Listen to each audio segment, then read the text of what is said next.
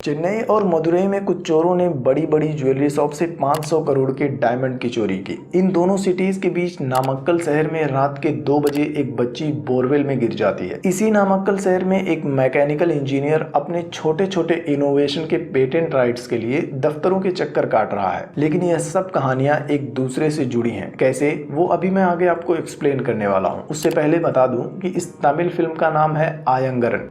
तो फिल्म की कहानी नामक्कल शहर से शुरू होती है और हम देखते हैं मैकेनिकल इंजीनियर माथी मारन को, जिसने अपने साइकिल को कुछ इस तरह से मॉडिफाई किया है जिससे कि साइकिल पर वर्कआउट करने के साथ साथ वो इडली ग्राइंडर और मिक्सर भी चलाता है। इस तरह से उसके 3 काम एक साथ हो जाते हैं। हमेशा ही वो नए नए आइडियाज से कुछ ना कुछ ऐसा बनाता रहता है और इसके लिए वो भंगार वाले एजुमलई की दुकान से कुछ ना कुछ फ्री में लेता रहता है, जिससे कि एजुमलई कई बार उससे नाराज भी हो जाता है, लेकिन वो कभी उसे रोकता नहीं। माथी मारन के पिता पेरुल स्वामी पुलिस डिपार्टमेंट में हेड कांस्टेबल हैं। डिपार्टमेंट के करप्ट इंस्पेक्टर मनिकम के साथ भी वो अपनी ड्यूटी पूरी ईमानदारी से करते हैं। इधर माथी हमेशा की तरह आज भी अपने एक नए इनोवेशन को लेकर पेटेंट ऑफिस जा रहा होता है। बस में वो अनु नाम की एक लड़की को देखता है। हालांकि ये उन दोनों की पहली मुलाकात नहीं होती। इससे पहले भी एक बार जब पेटेंट ऑफिस के बाहर माथी अपने आईपैड पर कुछ काम कर रहा था, तब अनु उसके पास आती है। उसका फोन बंद हो गया था और उसे एक ईमेल चेक करना होता है। वो माथी का आईपैड मांगती है। ठीक उसी टाइम पर अनु की बस भी आ जाती है। अनु बस पकड़ने के लिए भागती है और माथी का आईपैड गिरा देती है, जिससे कि उसका स्क्रीन टूट जाता है। उस दिन के बाद से जहां भी अनु माथी को देखती है वहां से भाग जाती है ताकि उसे आईपैड बनवाने के पैसे ना देने पड़े, और आज भी अनु वहां से भाग जाती है। हालांकि माथी बाद में उससे अपना बदला ले लेता है, जिसके बारे में आगे मैं आपको बताऊंगा। अब माथी पेटेंट ऑफिस जाता है। उसने एक डबल हेडेड फैन बनाया था जिससे कि बिजली बचाई जा सकती है और सबको एयर फ्लो भी अच्छा मिलता है। लेकिन पेटेंट ऑफिसर उसका फॉर्म एक्सेप्ट ही नहीं करता, क्योंकि ऑफिसर का कहना था कि ये इनोवेशन बेकार है और किसी काम का नहीं है। मायूस होकर माथी वहां से चला जाता है और अपना फैन फुटपाथ पर सोने वाले लोगों के बीच में रख देता है। यह पहली बार नहीं था जब माथी का कोई प्रोजेक्ट रिजेक्ट हुआ था। इससे पहले भी उसके कई सारे प्रोजेक्ट रिजेक्ट हो चुके हैं। दूसरी तरफ चेन्नई में मूर्ति और उसके 3 साथी अग्नि, वीर और मंगल चेन्नई की एक अंडर कंस्ट्रक्शन बिल्डिंग में जाते हैं। मूर्ति अपने साथियों के साथ मिलकर प्लान बनाता है कि फिलहाल त्योहारों का सीजन चल रहा है, ऐसे में ज्वेलरी शॉप्स में डायमंड भरे होंगे, तो हम लोग पहले चेन्नई,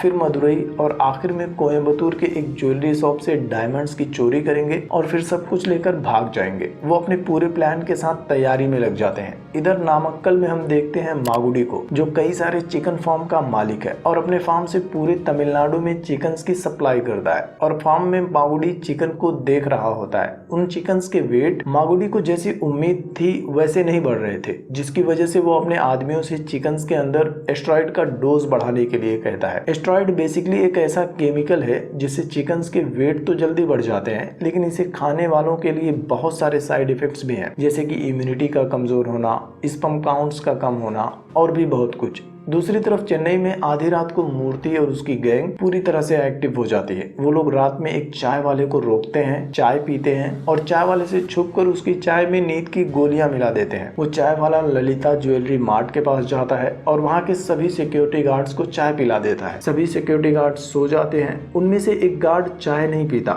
जिसे मूर्ति बाद में अपने हाथों से मार देता है। मूर्ति आसपास के सारे कैमरों को हैक कर लेता है, उन्हें बंद कर देता है। फिर वो दीवार में कटर मशीन से एक बड़ा छेद करते हैं और इस दौरान मूर्ति का एक आदमी एम्बुलेंस से आसपास चक्कर लगाता है ताकि कटर मशीन की आवाज किसी को सुनाई न दे। दीवार काटकर वो लोग अंदर घुस जाते हैं और एक परफेक्ट प्लानिंग के साथ अपने पीछे बिना कोई एविडेंस छोड़े वो लोग ज्वेलरी शॉप से सारे डायमंड्स की चोरी कर लेते हैं। अगली सुबह चेन्नई पुलिस को चोरी की खबर मिलती है। पुलिस फोर्स फॉरेंसिक टीम के साथ हरकत में आ जाती है, लेकिन उन्हें कोई एविडेंस नहीं मिलता। बस एक जगह पर ग्लव्स के साथ हाथों के निशान मिलते हैं, लेकिन उसमें भी कोई फिंगरप्रिंट नहीं मिलता, जिससे कि असिस्टेंट कमिश्नर सुभाषनी अंदाजा लगाती है कि चोरों में से किसी एक के बाएं हाथ में 6 उंगलियां होंगी। वो अपने इन्वेस्टिगेशन शुरू कर देती है और तमिलनाडु के सभी पुलिस स्टेशंस में केस की डिटेल्स फैक्स करवा देती है। इधर चोरों में हम देखते हैं कि मूर्ति के हाथ में 6 उंगलियां होती हैं। मूर्ति और उसकी टीम अपने नेक्स्ट मिशन के लिए मदुरई चले जाते हैं।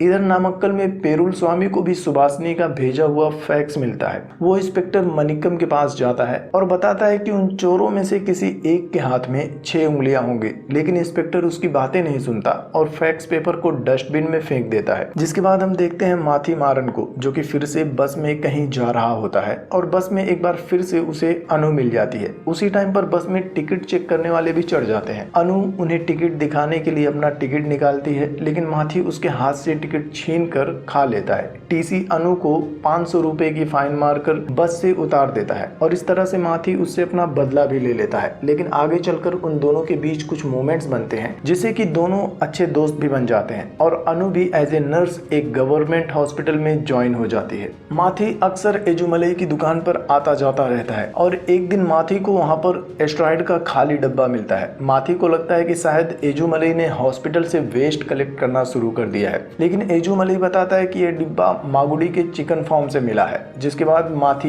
बाद माथी एजुमलई के साथ चिकन फार्म पर भी जाता है और सबकी नजरों से बचकर अंदर चला जाता है और एक जगह पर चिकन के अंदर एस्ट्रॉइड इंजेक्ट करते हुए देखता है। वो वीडियो बना लेता है और व्हाट्सएप पर शेयर कर देता है, जिससे कि मागुडी के फार्म पर रेड पड़ती है और उसका फार्म सीज कर दिया जाता है। जिसके बाद मागुडी अपने आदमियों से वीडियो बनाने वाले को ढूंढने के लिए कहता है। एक तरफ जहां माथी और मागुडी की यह कहानी चल रही थी, उसी टाइम पर मूर्ति अपने साथियों के साथ मदुरई में भी एक ज्वेलरी शॉप को लूट लेता है। पैटर्न सेम था, इसलिए पुलिस आसानी से गेस कर लेती है कि ये दोनों चोरियां एक ही गैंग ने की है और उनका अगला टारगेट कोयम्बतूर में हो सकता है। मीडिया में मागुडी के चिकन फार्म और डायमंड की चोरी दोनों खबरें ट्रेंडिंग पर होती हैं। खबरें देखकर मूर्ति को समझ में आ जाता है कि अगर अब वो लोग कोयम्बतूर में चोरी करने गए तो पकड़े जा सकते हैं। मूर्ति कोयम्बतूर का प्लान कैंसिल कर देता है और तमिलनाडु से बाहर निकलने का प्लान बनाता है। वो लोग भागने के लिए कम चेक पोस्ट वाला रास्ता चुनते हैं, जो कि नामक्कल से होकर गुजरता है।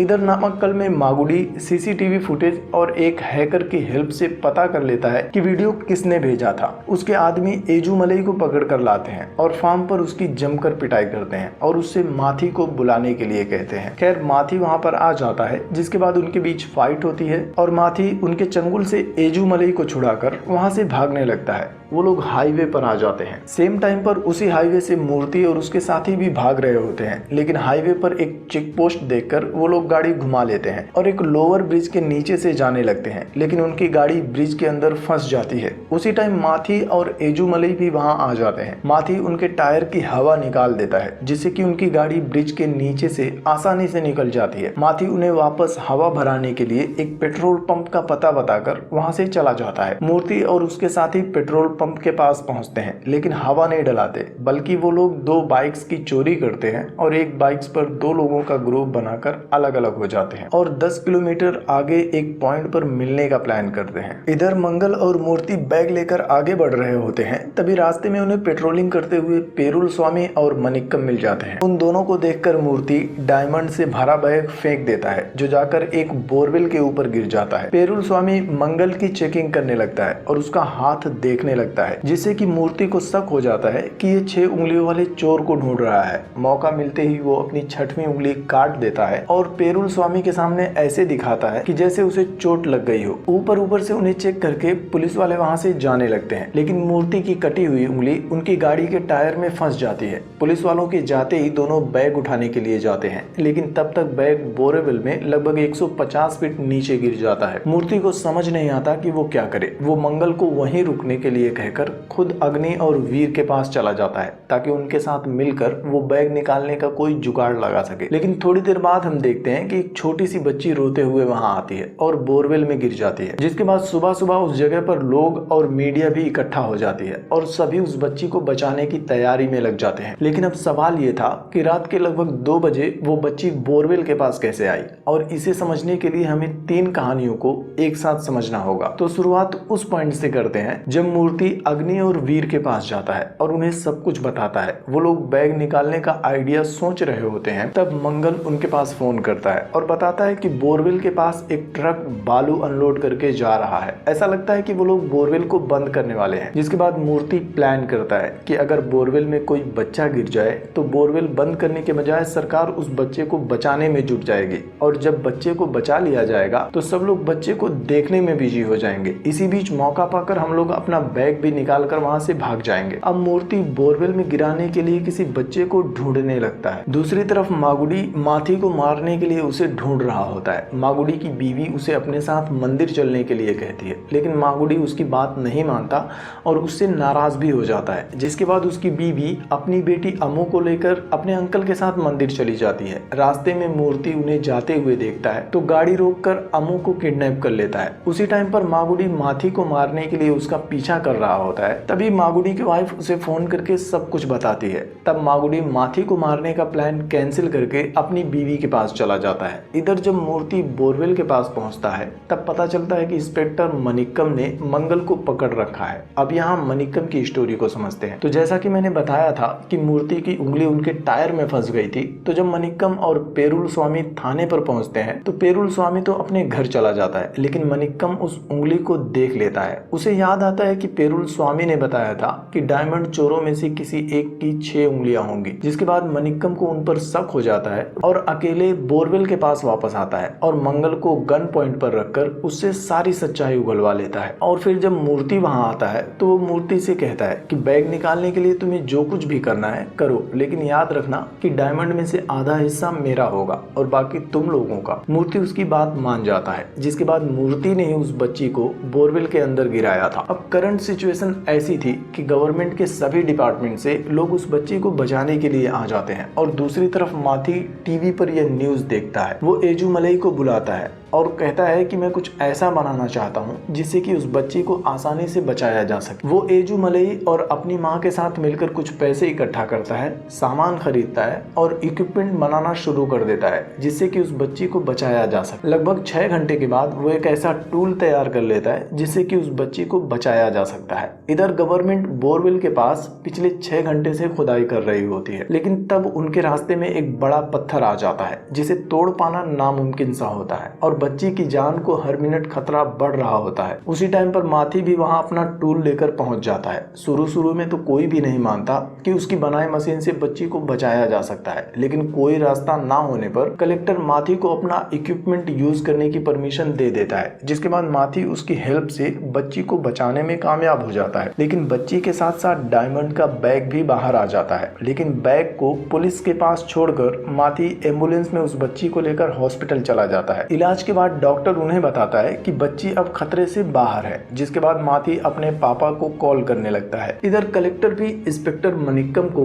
बैग देकर कमिश्नर ऑफिस जाने के लिए कहता है। पेरुल स्वामी और 2 कांस्टेबल के साथ मनिक्कम कमिश्नर ऑफिस के लिए निकलता है, लेकिन रास्ते में वो पेरुल स्वामी से रास्ता बदलने के लिए कहता है और एक पॉइंट के बाद मूर्ति के साथ मिलकर दोनों कांस्टेबल्स को मार देता है। वो पेरुल स्वामी को भी मारने वाला होता है, लेकिन पेरुल स्वामी को उसके बेटे माथी का कॉल आता है। लेकिन सेम टाइम पर मूर्ति मनिक्कम को गोली मार देता है। माथी फोन पर गन फायरिंग की आवाज सुनता है और माथी को याद आता है कि लोअर ब्रिज के नीचे उसने टायर की हवा निकालकर जिनकी मदद की थी वो असल में डायमंड चोर ही थे। वो अपने पापा को ढूंढने लगता है और इससे पहले कि मूर्ति पेरुल स्वामी को मारे माथी उन्हें ढूंढ लेता है। मूर्ति और उसके साथियों के साथ फाइट करता है और अपने पापा को बचा लेता है। इन द एंड पेरुल स्वामी अपनी सर्विस रिवॉल्वर से मूर्ति को गोली मार देता है। कहानी कुछ महीने आगे शिफ्ट हो जाती है, जिसके बाद हम देखते हैं कि पेरुल स्वामी अब हेड कांस्टेबल से इंस्पेक्टर बन चुका है। आगे हम देखते हैं कि मागुडी अपनी वाइफ और बेटी के साथ माथी से मिलने के लिए उसके घर आता है, माथी से माफी मांगता है और उन दोनों के बीच अब दोस्ती हो जाती है, जिसके साथ ही यह फिल्म भी खत्म हो जाती है।